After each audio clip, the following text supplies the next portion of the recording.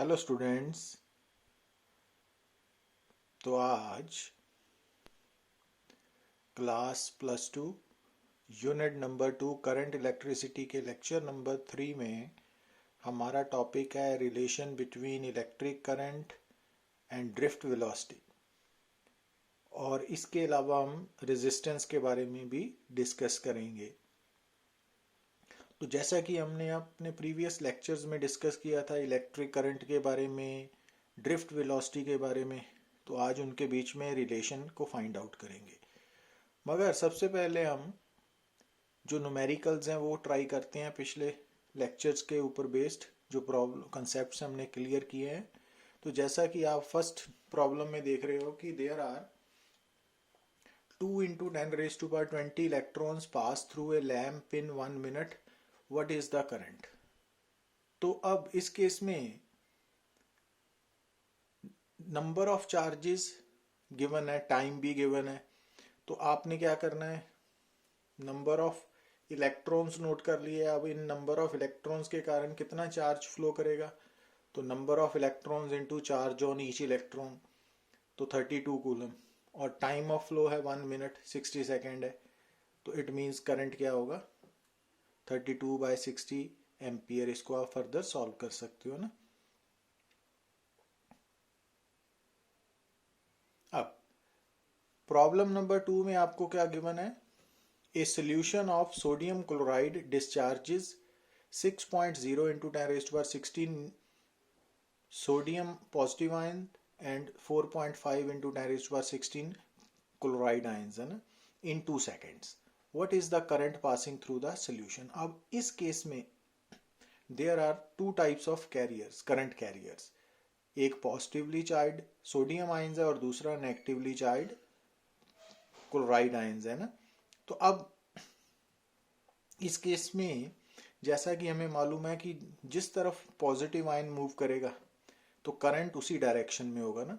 अब सबसे पहले आपको मालूम है, क्योंकि ये सोडियम 1 पॉजिटिव आयन है तो इस पे चार्ज होगा +C के इक्वल 1 पॉजिटिव आयन पे। अब total number of sodium ions कितने दिए हुए हैं, 6.0 × 10⁻16 है। तो इट मीन्स टोटल चार्ज कितना हो गया सोडियम आयंस के कारण, तो वो N1e हो गया। टाइम है 2 सेकेंड्स। तो इट मीन्स जो करंट है due to the flow of sodium ions वो कितना आ गया, 4.8 × 10⁻³ एम्पियर। अब जैसा कि हमने थ्योरी में डिस्कस किया था कि अगर किसी भी सब्सटेंस के अंदर, किसी भी कंडक्टर के अंदर दो तरह के करंट कैरियर्स है, पॉजिटिव एंड नेगेटिव, तो दोनों आयंस ऑपोजिट डायरेक्शन में मूव करेंगे।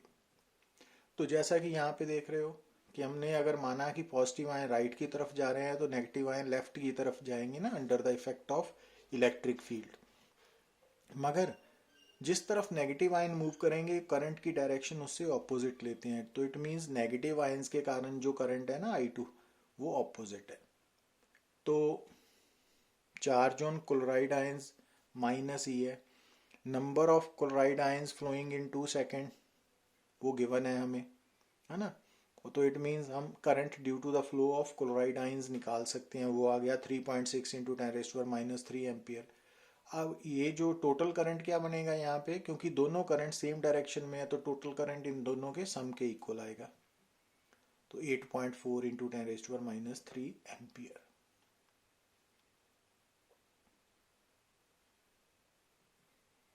अब प्रॉब्लम नंबर 3 में in hydrogen atom the electron moves in an orbit of radius 5.0 × 10⁻11 meter with the speed of 2.2 × 10⁻6 meter per second. Find the equivalent current. तो जैसा कि हमने बोला था कि यहाँ पर इलेक्ट्रॉन रिवॉल्व कर रहा है ना, तो रिवॉल्विंग इलेक्ट्रॉन, तो revolving charge is equivalent to current. तो अब आपको जिस सर्कल में वो इलेक्ट्रॉन रिवॉल्व कर रहा है उसका रेडियस भी गिवन है हमें और स्पीड भी गिवन है। तो अब यहाँ पर revolving charge is equivalent to current, और रिवॉल्विंग चार्ज के कारण करंट निकालने का फार्मूला क्या है, चार्ज ओवर टाइम पीरियड, या चार्ज इनटू फ्रीक्वेंसी, या charge into angular frequency by 2 pi, या EV/2 पाई आर। अब यहाँ पे ये सूट करेगा ना हमें, क्योंकि इलेक्ट्रॉन है तो चार्ज मालूम है, वेलोसिटी भी गिवन है हमें, स्पीड और रेडियस ऑफ ऑर्बिट भी गिवन है। तो ये formula I is equal to E V by 2πr यहाँ सब्स्टिट्यूट करके आप प्रॉपर आंसर निकाल सकते हो। अब यहां देखिए आप प्रॉब्लम नंबर 4 में, the charge flowing in a conductor varies with time.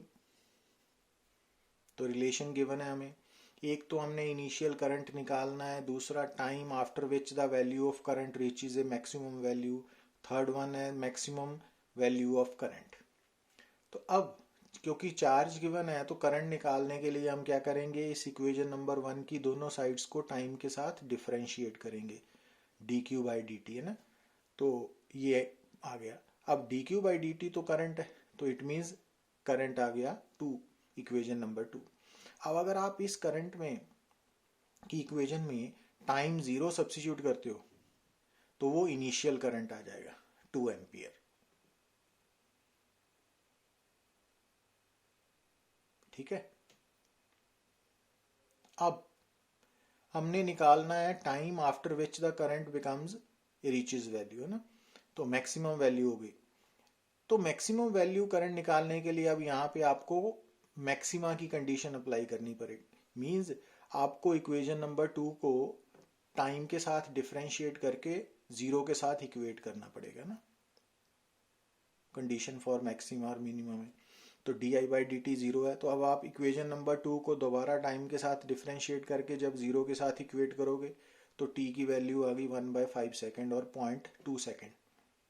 तो इट मीन्स 0.2 सेकेंड के बाद जो करंट है ना वो मैक्सिमम वैल्यू एक्वायर करेगा। और कितनी करेगा, तो उसके लिए आप क्या करोगे कि ये जो टाइम की वैल्यू आपने इक्वेशन नंबर 4 में निकाली है ना, इसको वापस आप इक्वेशन नंबर 2 में सब्स्टिट्यूट कर दोगे, तो आपको वहां से आई मैक्सिमम की वैल्यू फाइंड आउट हो जाएगी।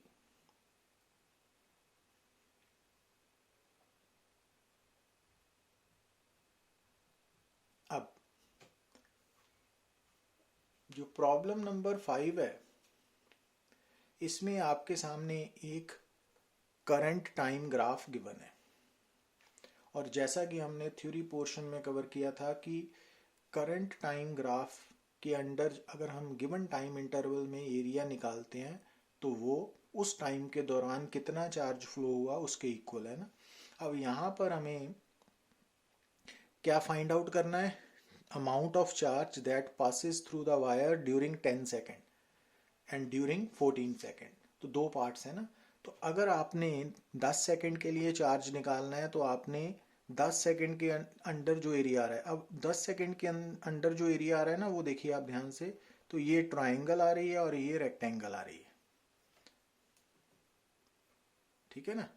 तो ये तो हम स्टेटमेंट लिखी है कि किसी भी टाइम इंटरवल में अगर आपने charge flowing through wire conductor निकालना है और आपको करंट टाइम ग्राफ गिवन है तो आपने उस टाइम इंटरवल के दौरान जितना एरिया कवर हो रहा है ना अंडर द ग्राफ वो नोट डाउन करना है। तो अब पहले 10 सेकेंड के लिए ये ट्राइंगल और रेक्टेंगल है ना, तो इन दोनों का एरिया निकाल के सॉल्व किया तो वो 40 कूलम आ गया। अब ट्राइंगल का area half into base into perpendicular है और रेक्टेंगल का एरिया लेंथ इंटू ब्रेड्थ है। और जब हमने 14 सेकेंड की बात करते हैं तो ये तीनों एरियाज निकालने पड़ेंगे। अब यहाँ तो आप ट्राइंगल, रेक्टेंगल और ट्राइंगल का एरिया निकालिए और यहाँ फिर ये ट्रेपीजियम बन रही है ना पूरी, तो ट्रेपीजियम का एरिया भी निकाल सकते हो सिंगल स्टेप में, तो वो 50 कूलम आंसर आ जाएगा।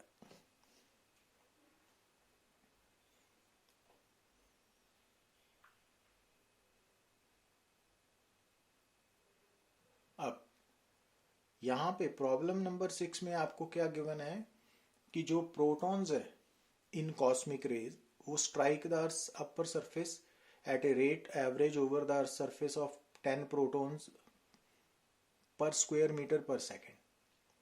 तो ये एक तरह की नंबर इंटेंसिटी गिवन है ना, number of proton striking a surface पर सेकेंड पर यूनिट एरिया।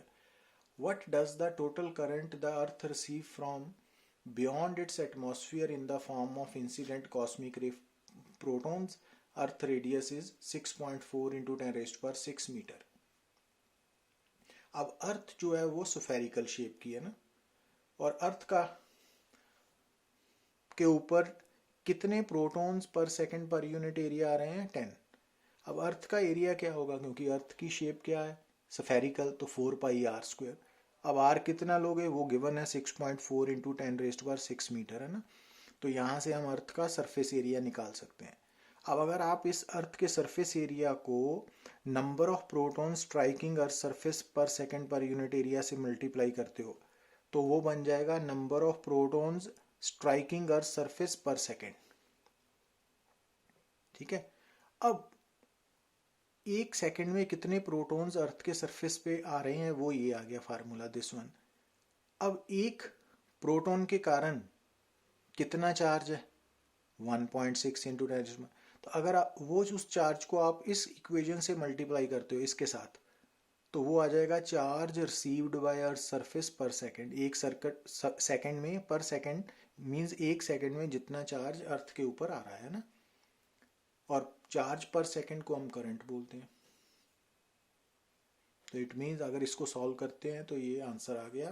तो इट मींस अर्थ जो है वो हर second 0.82 milli ampere current receive कर रही है ना, due to the cosmic protons.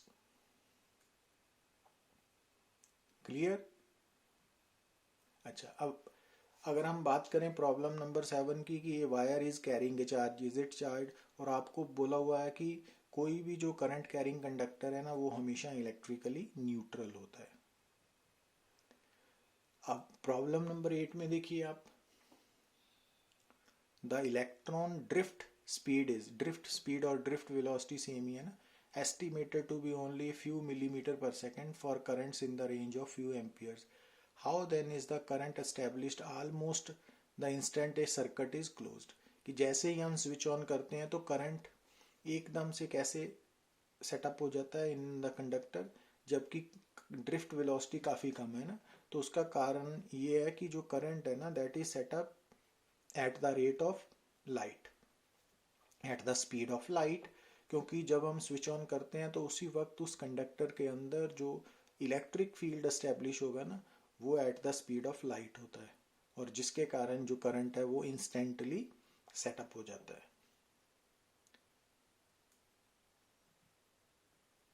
अब यहाँ देखिए आप, प्रॉब्लम नंबर 9 में पहला पार्ट है, right the nature of path of free electrons in a conductor between two successive collisions in the presence of electric field. तो जैसा कि मैंने अपने प्रीवियस लेक्चर में आपको बताया था कि in the presence of electric field हर इलेक्ट्रॉन पे फोर्स लगेगी ना, तो उसका पाथ कर्व्ड होगा। पर जब इलेक्ट्रिक फील्ड एब्सेंट है तो फिर फोर्स की एब्सेंस होने के कारण पाथ स्ट्रेट होगा। तो फर्स्ट पोर्शन में कर्व्ड पाथ, सेकंड में स्ट्रेट पाथ। अब यहाँ पे देखिए आप, क्या what is the B part, what is the average velocity of free electron in a conductor in the presence of an electric field? Do all the electrons have same velocity? तो in the presence of electric field जो average velocity of free electrons है उसको हम बोलते हैं drift velocity। तो drift velocity की expression लिख देनी है यहाँ पे आपने ना, तो QE इलेक्ट्रॉन्स के लिए small e, capital E, tau by m। Do all the electrons have the same velocity? तो एक्चुअली ड्रिफ्ट वेलोसिटी एक थ्योरेटिकल कंसेप्ट है।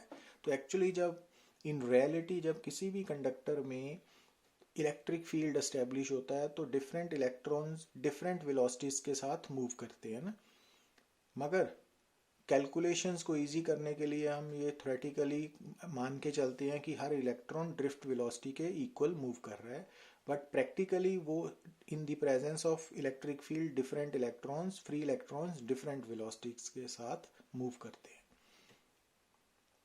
अब अगर सी पार्ट की बात करें, how does this average velocity of free electrons in the presence of electric field very with temperature?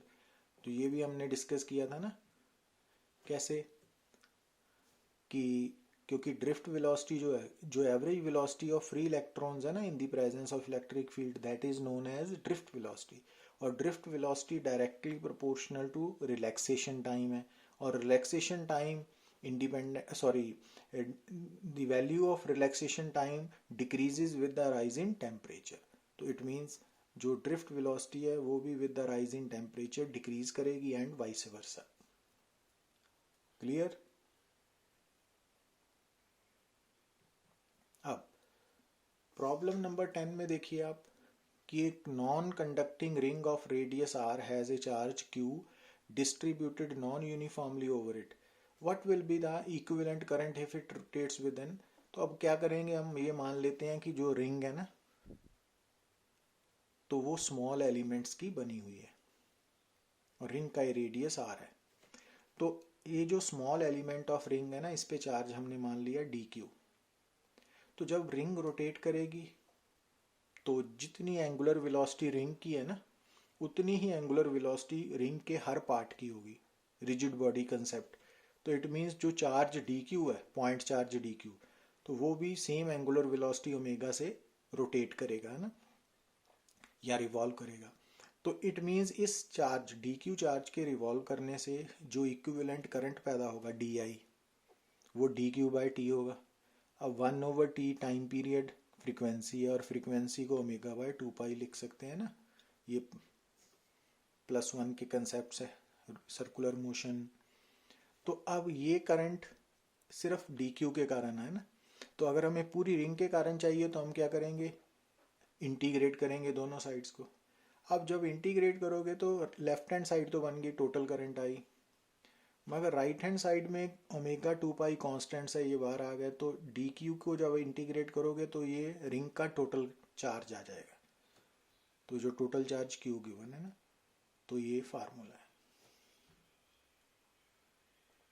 तो it means यहाँ ये इस बात का कोई फर्क नहीं पड़ा कि जो रिंग है उस पर डिस्ट्रीब्यूशन ऑफ चार्ज यूनिफॉर्म है कि नॉन यूनिफॉर्म है ना, सेम रिजल्ट रहेगा. अब अगर हम प्रॉब्लम 11 की बात करें तो क्या देख रहे हो आप कि ये potential difference v is applied across a conductor of length l. How is the drift velocity affected when v is doubled and r is halved.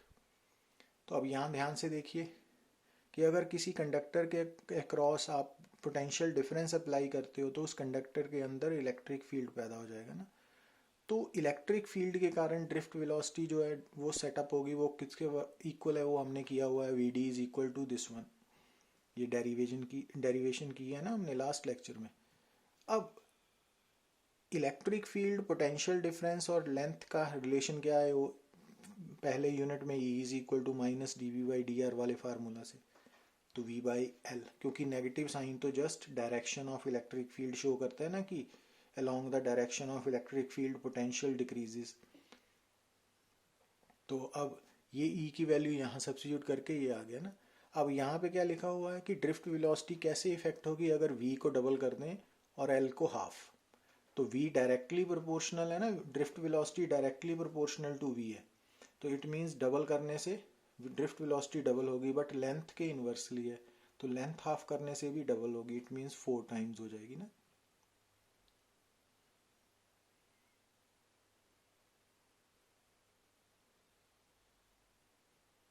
अब हम बात करते हैं relation between electric current and drift velocity. अब इसके लिए हमने क्या किया कि एक सिलेंड्रिकल कंडक्टर एज्यूम किया जिसकी लेंथ L है, area of cross section E है, और इस सिलेंड्रिकल कंडक्टर के अंदर जो करंट कैरियर है उस पे चार्ज है स्मॉल q और उसकी ड्रिफ्ट वेलोसिटी है vd. और ये जो पूरा शेडेड सिलेंडर शो किया है इट मींस डेल्टा क्यू क्या है, इस पूरे सिलेंडर के अंदर total charge due to current carriers. ठीक है ना.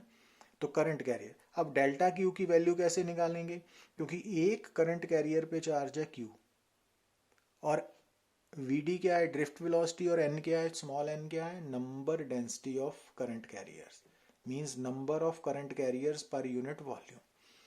तो अब इस कंडक्टर का टोटल वॉल्यूम निकालिए, वो आएगा A इंटू एल. अब अगर आप इस कंडक्टर के वॉल्यूम को number density of current carriers के साथ मल्टीप्लाई करोगे स्मॉल n को v के साथ, तो वो बन जाएगा total number of current carriers in this conductor. अब एक करंट कैरियर के ऊपर q चार्ज है, तो इस कंडक्टर के अंदर टोटल चार्ज डेल्टा q क्या होगा? तो इक्वेशन 2 को q के साथ मल्टीप्लाई किया तो इक्वेशन नंबर 3।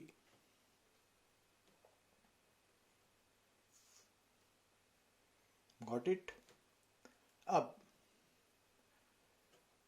इस पूरे चार्ज को अगर मान लें कि ये स्टेडी स्टेट है ना, तो इस पूरे जो कंडक्टर का पूरा चार्ज है, इसको बाहर निकलने के लिए, इस जो शेडेड रेड कलर का जो क्रॉस सेक्शन है, इससे बाहर निकलने के लिए इस पूरे चार्ज को, फ्री चार्ज को कितना टाइम लगेगा?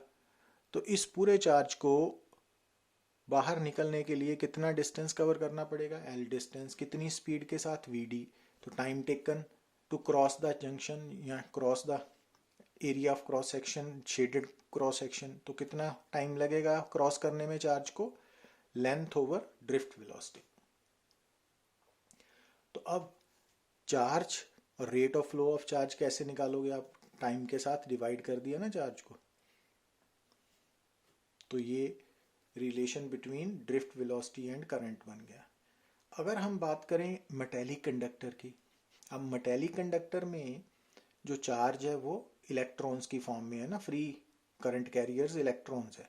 तो इट मीन्स मेटेलिक कंडक्टर के लिए Q को आप किसके साथ रिप्लेस कर दोगे? स्मॉल e के साथ, चार्ज ऑन फ्री इलेक्ट्रॉन। तो ये रिक्वायर्ड इक्वेशन है, जो 6 इक्वेशन है ना, ये हमें चाहिए। अब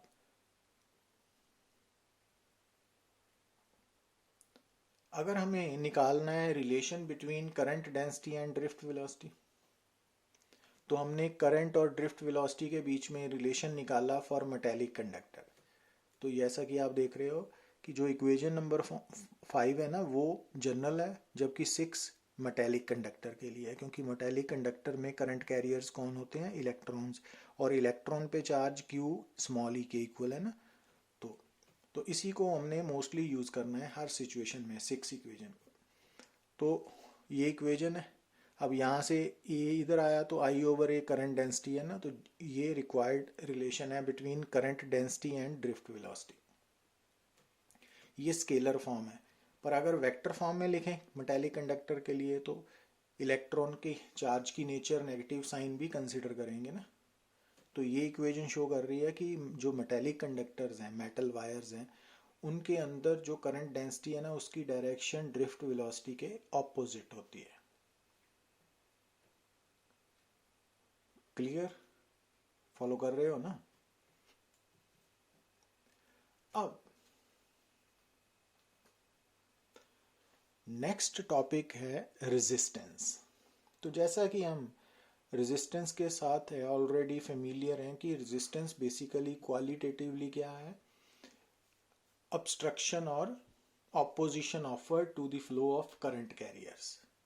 तो जिन फ्री चार्जेस के फ्लो के कारण करंट है ना, उनके रास्ते में जो ऑब्स्ट्रक्शन है, रुकावट आ रही है, तो वो रेजिस्टेंस है। तो उसकी मेजरमेंट को हम रेजिस्टेंस बोलते हैं। मगर अगर हम बात करें क्वांटिटेटिव डेफिनेशन की, तो क्वांटिटेटिव डेफिनेशन में देखिए, अगर कि मान लीजिए कि आपके सामने एक कंडक्टर है,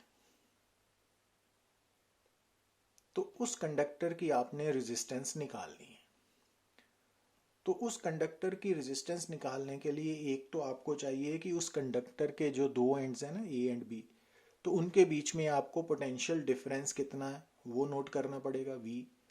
और उस कंडक्टर के अंदर करंट कितना फ्लो हो रहा है, I। तो जब आप उस कंडक्टर के अक्रॉस पोटेंशियल डिफरेंस को करंट के साथ डिवाइड करोगे, V/I, तो वो रेजिस्टेंस बन जाएगी उस कंडक्टर की। तो R is equal to V/I, ये एक जनरल रिलेशन है between potential difference, electric current and resistance of a conductor. और ये सभी तरह के कंडक्टर्स के लिए एप्लीकेबल है ये रिजल्ट।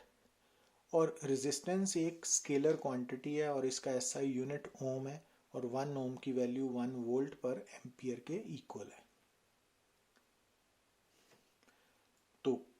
किसी भी सब्सटेंस के अक्रॉस अगर आपको पोटेंशियल डिफरेंस मालूम है और उस पोटेंशियल डिफरेंस के कारण उस सब्सटेंस में कितना करंट फ्लो हो रहा है आई वो मालूम है, तो V ओवर आई की रेशो को रेजिस्टेंस बोलेंगे। अब यहाँ एक बात और ध्यान देने वाली है, क्या कि मान लीजिए कि आपके सामने एक पोटेंशियल डिफरेंस करंट ग्राफ है, VI ग्राफ। तो current along horizontal line plotted है और वोल्टेज अलोंग वर्टिकल लाइन। तो इस ग्राफ, अगर ये ग्राफ स्ट्रेट लाइन है पासिंग थ्रू द ओरिजिन, तो अगर आप इस ग्राफ के ऊपर कोई पॉइंट सेलेक्ट करते हो P पॉइंट, तो मान लीजिए कि ये जो VI ग्राफ है वो स्ट्रेट लाइन है और वो हॉरिजॉन्टल लाइन के साथ एंगल थीटा बना रहा है। तो इस VI ग्राफ की जो स्लोप है टेन थीटा वो किसके बराबर आएगी? Perpendicular V base I, but V over I तो आ रहा है रेजिस्टेंस। तो इट मीन्स VI ग्राफ जो वोल्टेज करंट ग्राफ है ना, उसकी स्लोप हमेशा रेजिस्टेंस के इक्वल होगी। पर दूसरी तरफ अब ध्यान देने वाली बात है, यहाँ पे आपने ना समझना है कि ये ग्राफ है IV graph, current voltage graph, उलट हो गया ना वहां से। अब यहाँ पर वोल्टेज या potential difference along horizontal direction है और करंट अलोंग वर्टिकल। तो इस केस में अगर आप स्लोप निकालते हो IV ग्राफ की, तो वो I over V means 1/R है। तो मीन्स IV ग्राफ जो करंट वोल्टेज ग्राफ है उसकी जो स्लोप है वो रेसिप्रोकल ऑफ रेजिस्टेंस है, या रेजिस्टेंस क्या है? Reciprocal of slope of IV graph. तो VI graph and IV graph दोनों को डिस्टिंग्विश करके चलना है आपने, कंफ्यूज नहीं होना, मिक्स नहीं करना, ठीक है? तो ये रिजल्ट्स भी याद रखने हैं आपने। अब यहां देखिए, अब मान लीजिए कि आपके सामने एक वोल्टेज करंट ग्राफ है, और वोल्टेज करंट ग्राफ जरूरी नहीं है कि स्ट्रेट लाइन ही हो, कर्व्ड भी हो सकता है ना, जैसे ये है। तो अगर आप इस वोल्टेज करंट ग्राफ के ऊपर दो पॉइंट्स जैसे P एंड S मैंने सिलेक्ट किए हैं, अगर आप दो पॉइंट्स सिलेक्ट करते हो, तो आप जब P से S की तरफ जा रहे हो तो पोटेंशियल डिफरेंस कितना चेंज हो रहा है? Delta V।